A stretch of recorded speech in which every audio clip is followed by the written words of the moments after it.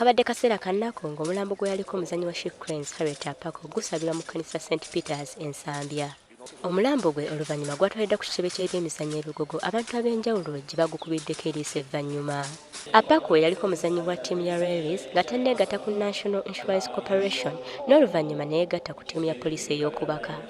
Omutendesi we ku ttiimu y'eggwanga She Cranes Rashid Mbiru ategeezezza nga Harriet bw'abadde akola buli kimu n'okwagala ng'era teekkaanya.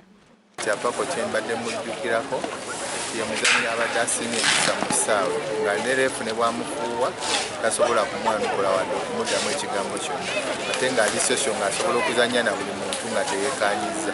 Ate ye yaliko omutendesi we mu ttiimu y'emu Fred Mugerwa ategeezezza ng'omugenzi wabadde alina ebitone eby'enjawulo. Babazannyi nabo okuli Betty Namukasa nabo bamwogeddeko birungi byereere.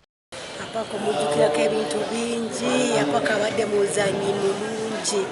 Tine wabeera mu kisaawe omanya nti nno muzannyi mwali. Abadde muzannyi mulungi, abadde intercepting emipiira bulungi era lwiri bambi Uganda emisinzo omuntu ow'amaanyi. Omugenzi afiiridde ku gy'obukulu 43 ng'akulungudde ku ttiimu y'eggwanga emyaka egisoba mu 17. Harriet alese abaana 4, abawala 3 n'omulenzi 1. Omugenzi wakuziikibwa enkya ku bijja bya bajjajjaabe e Kabera Maido. Omuntu bw'afa abantu bamujjukira olw'ebirungi oba ebibi bye yakola.